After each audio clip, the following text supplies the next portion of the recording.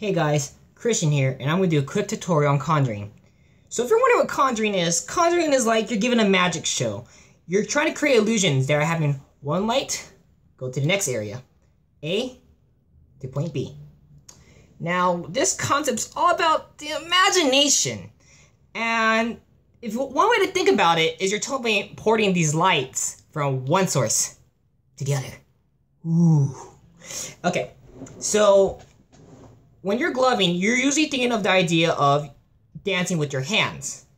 But for Conjuring, you're thinking of dancing with your lights. Boom, boom, boom, boom. Alright, so how does Conjuring work? Well, Conjuring is usually done by turning one light on, one light off. And they're usually preferred to have it on the bottom. So as you see here, boom. Woo!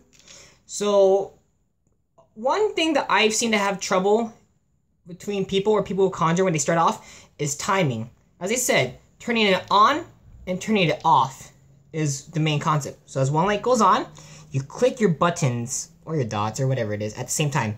Boom, boom. And it's transferring. Because if you're a little late, it's like, oh, late sequence, late sequence.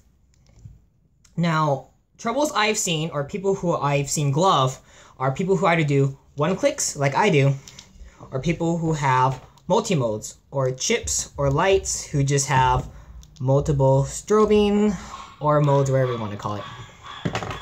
Now, to work with this, compared to the accessibility of just turning one on, one off, you really got to work on timing, and this is key.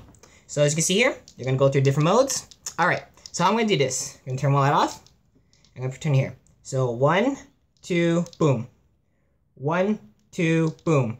You're going to work on how to turn your light on and when it naturally turns off. So you're constantly just going to turn it on and boom and boom. Alright. Now, a thing I've seen people glove before, they not necessarily have to be on the bottom of your hands, but it's usually on top. And while it's not preferred, you actually can conjure with lights on top. Now, to work with this, you want to have your actually a middle finger on top and just transfer it. People like to have small tricks started off, and then people can just start it on. So again, boom, boom. Your middle finger is going to control that right there.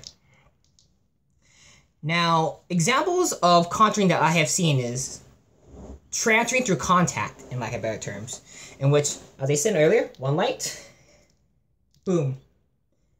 Take it away, back, forth, boom. And this is what I want to lead into tossing. And compared to actually having your light touch one another, you don't have to. The light is still dancing, it's teleporting, and you're trying to mess with those eyes. So example is, I didn't really touch. It's all about perspective. Boom, boom. Another way is you could just toss it literally like, woo, boom, woo, boom. Alright. And another common concept I've seen within Conjuring is pass-throughs. So example would be like, oh, you're gonna go one ear, out the other, in the mouth, out the skull. Let's see, both my ears, through my nostrils. Oh, extra light on. Okay, so Conjuring really is about the imagination, in which you can be like, fire, water, I don't know what's happening. You play with the lights, this is your imagination.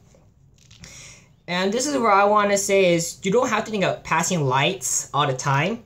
A lot of people also just like creating the effect that the light is just transferring through, you just focus on that. And even just doing this is a simple effect. Ooh, what's this? Your strobe? Hyper strobe. You control the light for what it is.